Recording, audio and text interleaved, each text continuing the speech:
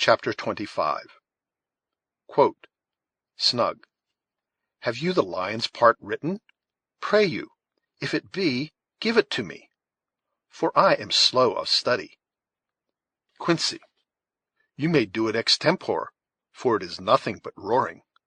Unquote. From Midsummer Night's Dream.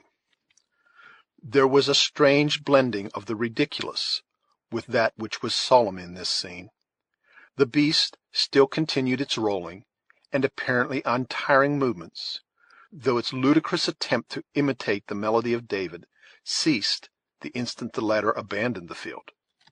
The words of Gamut were, as has been seen, in his native tongue, and to Duncan they seemed pregnant with some hidden meaning, though nothing present assisted him in discovering the object of their allusion.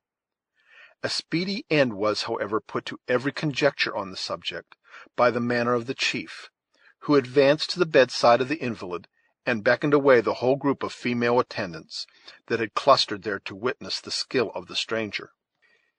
He was implicitly, though reluctantly, obeyed, and when the low echo which rang along the hollow natural gallery from the distant closing door had ceased, pointing toward his insensible daughter, he said, "Now let my brother show his power." Thus unequivocally called on to exercise the functions of his assumed character, Heyward was apprehensive that the smallest delay might prove dangerous. Endeavoring, then, to collect his ideas, he prepared to perform that species of incantation, and those uncouth rites, under which the Indian conjurers are accustomed to conceal their ignorance and impotency. It is more than probable that, in the disordered state of his thoughts, he would soon have fallen into some suspicious, if not fatal error, had not his incipient attempts been interrupted by a fierce growl from the quadruped. 3 several times did he renew his efforts to proceed, and as often was he met by the same unaccountable opposition, each interruption seeming more savage and threatening than the preceding. "The cunning ones are jealous," said the Huron. "I go. Brother, the woman is the wife of one of my bravest young men. Deal justly by her. Peace," he added, beckoning to the discontented beast to be quiet. "I go." The chief was as good as his word, and Duncan now found himself alone in that wild and desolate abode, with the helpless invalid and the fierce and dangerous brute. He listened to the movements of the Indian with that air of sagacity that a bear is known to possess, until another echo announced that he had also left the cavern, when it turned and came waddling up to Duncan, before whom it seated himself in its natural attitude, erect like a man. The youth looked anxiously about him for some weapon with which he might make a resistance against the attack he now seriously expected. It seemed, however, as the humor of the animal had suddenly changed.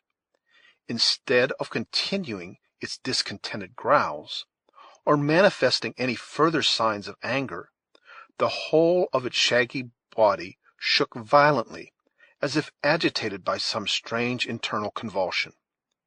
The huge and unwieldy talons pawed stupidly about the grinning muzzle, and while Heyward kept his eyes riveted on its movements with jealous watchfulness, the grim head fell on one side, and in its place appeared the honest, sturdy countenance of the scout, who was indulging from the bottom of his soul in his own peculiar expression of merriment. "Hist!" said the wary woodsman, interrupting Heyward's exclamation of surprise. "The varlets are about the place, and any sounds that are not natural to witchcraft would bring them back upon us in a body. Tell me the meaning of this masquerade, and why you have attempted so desperate an adventure." "Ah, reason and calculation are often outdone by accident," returned the scout. "But as a story should always commence from the beginning, I will tell you the whole in order. After we departed, I placed the commandant and the Sagamore in an old beaver lodge, where they are safer from the Hurons than they would be in the garrison of Edward. for your high Northwest Indians, not having as yet got the traders among them, continued to venerate the beaver. After which Uncas and I pushed for the other encampment, as was agreed. Have you seen the lad? To my great grief, he is captive, and condemned to die at the rising of the sun. I had misgivings that such would be his fate, resumed the scout, in a less confident and joyous tone.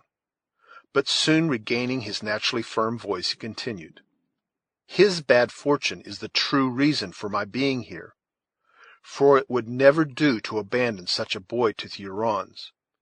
A rare time the knaves would have it, could they tie the bounding elk and the long carabine, as they call me, to the same stake. Though why they have given me such a name I never knew, there being as little likeness between the gifts of killdeer and the performance of one of your real Canada carabines as there is between the nature of a pipestone and a flint. Keep to your tale, said the impatient Hayward. We know not at what moment the Hurons may return. No fear of them. A conjurer must have his time, like a straggling priest in the settlements. We are as safe from interruption as a missionary would be at the beginning of a 2 hours' discourse. Well, Uncas and I fell in with a return party of the varlets. The lad was much too forward for a scout; nay, for that matter, being of hot blood, he was not so much to blame; and after all, one of the Hurons proved a coward, and in fleeing led him into an ambushment. And dearly has he paid for the weakness. The scout significantly passed his hand across his own throat, and nodded, as if he said, I comprehend your meaning. After which he continued in a more audible, though scarcely more intelligible language. After the loss of the boy, I turned upon the Hurons, as you may judge. There have been scrimmages atween 1 or 2 of their outliers and myself, but that is neither here nor there. So after I had shot the imps, I got pretty nigh to the lodges without further commotion. Then, what should luck do in my favor but lead me to the very spot where one of the most famous conjurers of the tribe was dressing himself, as I well knew, for some great battle with Satan; though why should I call that luck, which it now seems was an especial ordering of Providence? So a judgmatical rap over the head stiffened the lying impostor for a time, and leaving him a bit of walnut for his super, to prevent an uproar, and stringing him up atween 2 saplings, I made free with his finery, and took the part of the bear on myself, in order that the operations might proceed. And admirably did you enact the character. The animal itself might have been shamed by the representation. Lord, Major, returned the flattered woodsman, I should be but a poor scholar for one who has studied so long in the wilderness, did I not know how to set forth the movements or nature of such a beast. Had it been now a catamount, or even a full-sized panther, I would have embellished a performance for you worth regarding. But it is no such marvelous feat to exhibit the feats of so dull a beast. Though, for that matter, too, a bear may be overacted. Yes, yes, it is not every imitator that knows nature may be outdone easier than she is equaled. But all our work is yet before us. Where is the gentle one? Heaven knows. I have examined every lodge in the village without discovering the slightest trace of her presence in the tribe. You heard what the singer said as he left us.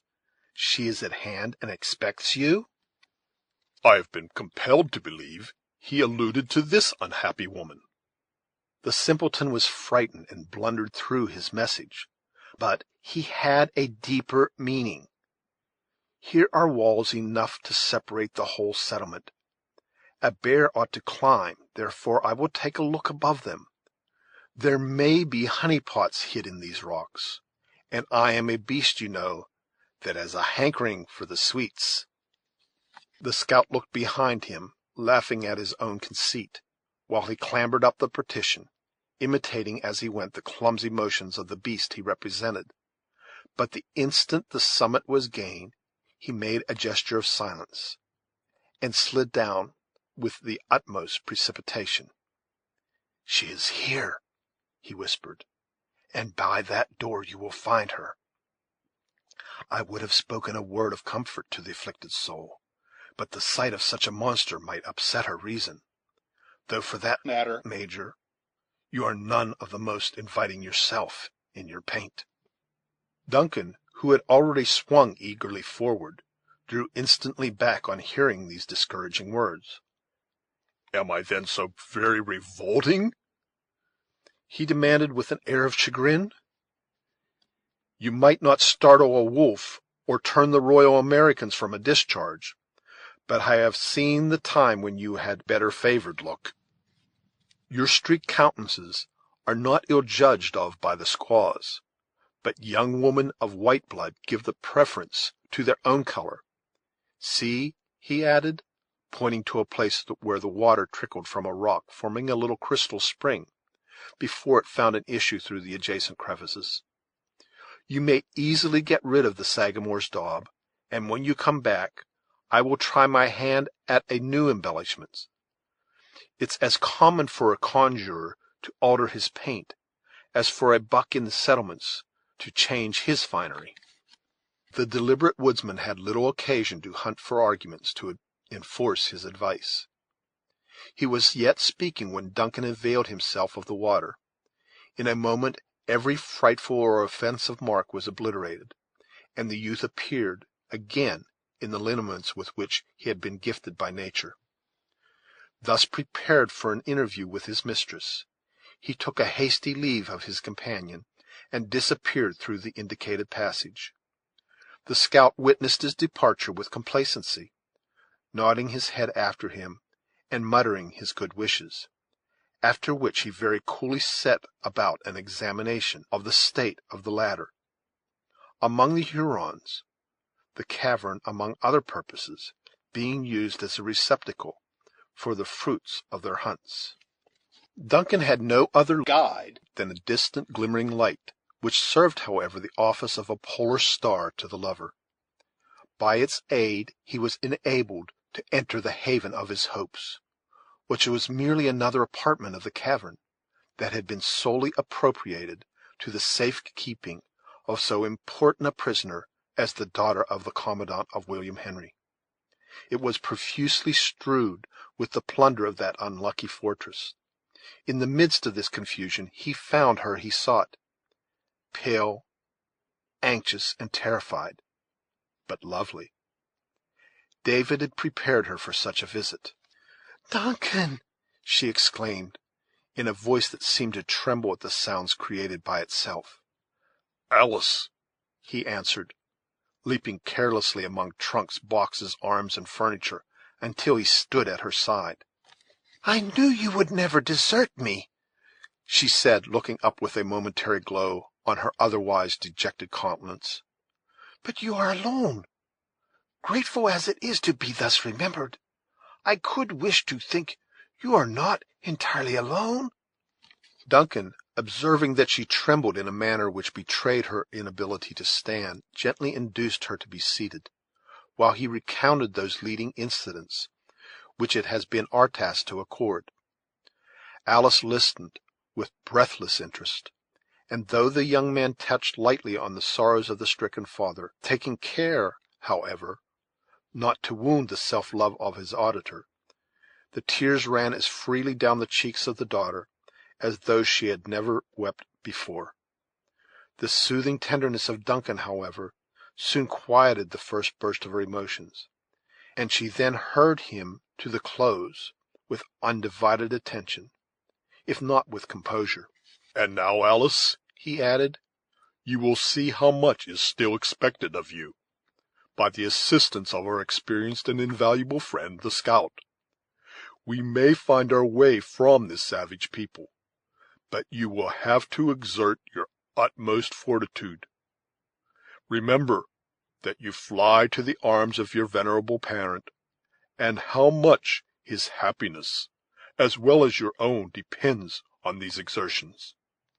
"Can I do otherwise for a father who has done so much for me?" "And for me too, continued the youth, gently pressing the hand he held in both his own. The look of innocence and surprise which he received in return convinced Duncan of the necessity of being more explicit. "This is neither the place nor the occasion to detain you with selfish wishes," he added. "But what heart loaded like mine would not wish to cast its burden? They say misery is the closest of all ties. Our common suffering in your behalf left but little to be explained between your father and myself." And dearest Cora, Duncan, surely Cora was not forgotten? "Not forgotten, no, regretted, as woman was seldom mourned before. Your venerable father knew no difference between his children. But Alice, you will not be offended when I say that to me her worth was in a degree obscured."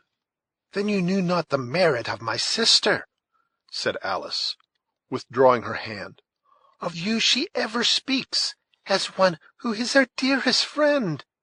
"I would gladly believe her such," returned Duncan hastily. "I could wish her to be even more.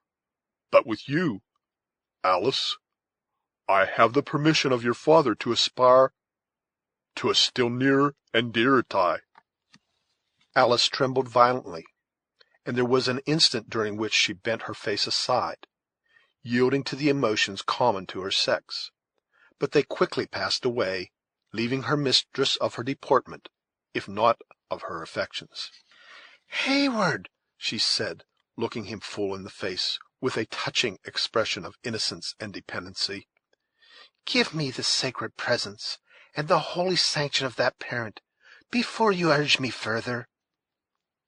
"Though more I should not, less I could not say," the youth was about to answer, when he was interrupted by a light tap on his shoulder.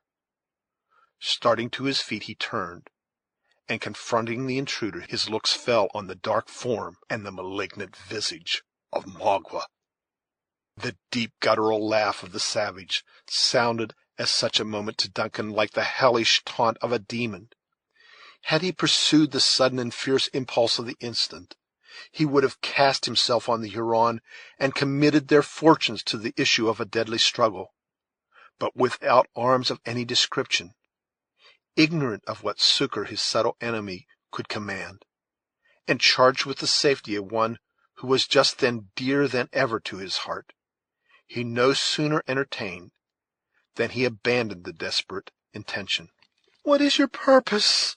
said Alice, meekly folding her arms on her bosom, and struggling to conceal an agony of apprehension in behalf of Hayward, in the usual cold and distant manner with which she received the visits of her captor. The exulting Indian had resumed his austere countenance, though he drew warily back from the menacing glance of the young man's fiery eye. He regarded both his captives for a moment with a steady look, and then, stepping aside, he dropped a log of wood across a door different from that by which Duncan had entered. The latter now comprehended the manner of his surprise, and believing him irretrievably lost, he drew Alice to his bosom, and stood prepared to meet a fate which he hardly regretted, since it was suffered in such company. But Magua meditated no immediate violence. His first measures were very evidently taken to secure his new captive, nor did he even bestow a second glance at the motionless forms at the center of the cavern, until he had completely cut off every hope of retreat through the private outlet he had himself used. He was watched in all his movements by Hayward, who, however, remained firm, still folding the fragile form of Alice to his heart, at once too proud and too hopeless to ask favor of an enemy so often foiled. When Magua had effected his object, he approached his prisoners and said in English, "The pale-faces trap the cunning beavers, but the redskins know how to take the Yengeese." "Huron, do your worst!" exclaimed the excited Hayward, forgetful that a double stake was involved in his life. "You and your vengeance are alike despised." "Will the white men speak these words at the stake?" asked Magua, manifesting at the same time how little faith he had in the other's resolution by the sneer that accompanied his words. "Here, singly in your face, or in the presence of your nation?" "Le Renard Subtil is a great chief," returned the Indian. "He will go and bring his young men to see how bravely a pale-face can laugh at tortures." He turned away while speaking, and was about to leave the place through the avenue by which Duncan had approached, when a growl caught his ear, and caused him to hesitate. The figure of the bear appeared in the door, where it sat rolling from side to side in its customary restlessness. Magua, like the father of the sick woman, eyed it keenly for a moment, as if to ascertain its character. He was far above the more vulgar superstitions of his tribe, and so soon as he recognized the well-known attire of the conjurer, he prepared to pass it in cool contempt. But a louder and more threatening growl caused him again to pause. Then he seemed as if suddenly resolved to trifle no longer, and moved resolutely forward. The mimic animal, which had advanced a little, retired slowly in his front, until it arrived again at the pass, when, rearing on its hinder legs, it beat the air with its paws, in the manner practised by its brutal prototype. "Fool!" exclaimed the chief in Huron. "Go play with the children and squaws. Leave men to their wisdom." He once more endeavored to pass the supposed empiric, scorning even the parade of threatening to use the knife or tomahawk that was pendant from his belt. Suddenly the beast extended its arms, or rather legs, and enclosed him in a grasp that would have vied with far-famed power of the bear's hug itself. Hayward had watched the whole procedure on the part of Hawkeye with breathless interest. At first he relinquished his hold on Alice. Then he caught up a thong of buckskin which had been used around some bundle, and when he beheld his enemy about his two arms pinned to his side by the iron muscles of the scout, he rushed upon him and effectually secured them there. Arms, legs, and feet were encircled in 20 folds of the thong in less time than we have taken to record the circumstance. When the formidable Huron was completely pinioned, the scout released his hold, and Duncan laid his enemy on his back, utterly helpless. Throughout the whole of this sudden and extraordinary operation, Magua, though he had struggled violently, until assured he was in the hands of one whose nerves were far better strung than his own, had not uttered the slightest exclamation. But when Hawkeye, by way of making a summary explanation of his conduct, removed the shaggy jaws of the beast, and exposed his own rugged and earnest countenance to the gaze of the Huron, the philosophy of the latter was so far mastered as to permit him to utter the never-failing "Hugh!" "Ay, you've found your tongue," said his undisturbed conqueror. "Now, in order that you shall not use it to our ruin, I must make free to stop your mouth." And there was no time to be lost. The scout immediately set about effecting so necessary a precaution, and when he had gagged the Indian, his enemy might safely have been considered as hors de combat. "By what place did the imp enter?" asked the industrious scout, when his work was ended. "Not a soul has passed my way since you left me." Duncan pointed out the door by which Magua had come, and which now presented too many obstacles for a quick retreat. "Bring on the gentle one," then continued his friend.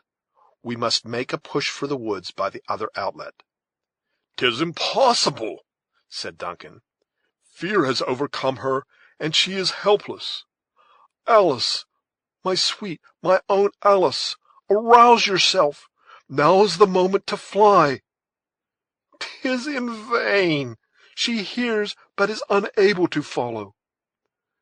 "Go, noble and worthy friend, save yourself, and leave me to my fate." "Every trail has its end, and every calamity brings its lesson," returned the scout. "There, Wrap her in them Indian cloths, conceal all of her little form. Nay, that foot has no fellow in the wilderness. It will betray her. Every part. Now take her in your arms and follow.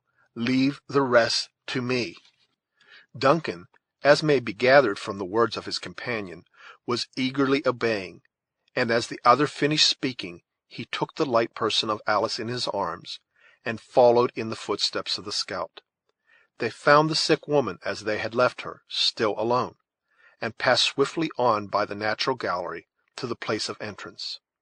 As they approached the little door of bark, a murmur of voices without announced that the friends and relatives of the invalid were gathered about the place, patiently awaiting a summons to re-enter.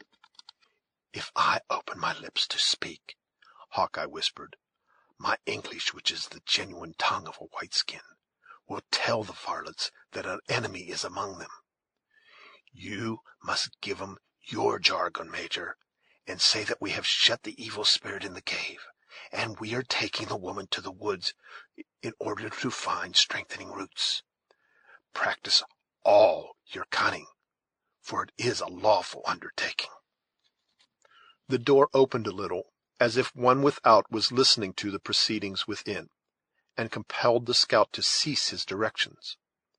A fierce growl repelled the eavesdropper, and then the scout boldly threw open the covering of bark and left the place, enacting the character of a bear as he proceeded.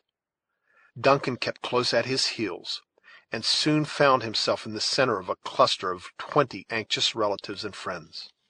The crowd fell back a little, and permitted the father and one who appeared to be the husband of the woman to approach. "Hasn't my brother driven away the evil spirit?" demanded the former. "What has he in his arms?" "Thy child," returned Duncan gravely. "The disease is gone out of her. It is shut up in the rocks.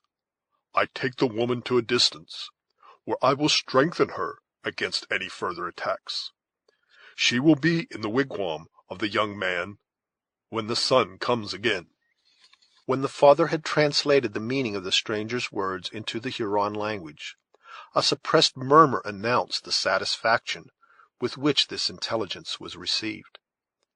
The chief himself waved his hand for Duncan to proceed, saying aloud, in a firm voice and with a lofty manner, "Go, I am a man, and I will enter the rock and fight the wicked one." Hayward gladly obeyed, and was already past the little group when those startling words arrested him. "Is my brother mad?" he exclaimed. "Is he cruel? He will meet the disease, and it will enter him, or he will drive out the disease, and it will chase his daughter into the woods. No, let my children wait without, and if the spirit appears, beat him down with clubs. He is cunning, and will bury himself in the mountain when he sees how many are ready to fight him." This singular warning had the desired effect. Instead of entering the cavern, the father and the husband drew their tomahawks and posted themselves in readiness to deal their vengeance on the imaginary tormentor of their sick relative, while the woman and children broke branches from the bushes or seized fragments of the rock with a similar intention. At this favorable moment, the counterfeit conjurers disappeared. Hawkeye, at the same time that he had presumed so far in the nature of the Indian superstitions, was not ignorant that they were rather tolerated than relied on by the wisest of the chiefs. He well knew the value of time in the present emergency. Whatever might be the extent of the self-delusion of his enemies, and however it had tended to assist his schemes, the slightest cause of suspicion, acting on the subtle nature of an Indian, would be likely to prove fatal. Taking the path, therefore, that was most likely to avoid observation, he rather skirted than entered the village. The warriors were still to be seen in the distance, by the fading light of the fires, stalking from lodge to lodge. But the children had abandoned their sports for their beds of skins, and the quiet of night was already beginning to prevail over the turbulence and excitement of so busy and important an evening. Alice revived under the renovating influence of the open air, and as her physical rather than her mental powers had been the subject of weakness, she stood in no need of any explanation of that which had occurred. "Now let me make an effort to walk," she said, as they had entered the forest, blushing, though unseen, that she had not been sooner able to quit the arms of Duncan. "I am indeed restored." "Nay, Alice, you are yet too weak." The maiden struggled gently to release herself, and Heyward was compelled to part with his precious burden. The representative of the bear had certainly been an entire stranger to the delicious emotions of the lover, while his arms encircled his mistress, and he was perhaps a stranger also to the nature of that feeling of ingenuous shame that oppressed the trembling Alice. But when he found himself at a suitable distance from the lodges, he made a halt, and spoke on a subject of which he was thoroughly the master. "This path will lead you to the brook," he said. "Follow its northern bank until you come to a fall. Mount the hill on your right, and you will see the fires of the other people. There you must go and demand protection. If they are true Delawares, you will be safe. A distant flight with that gentleman, just now, is impossible.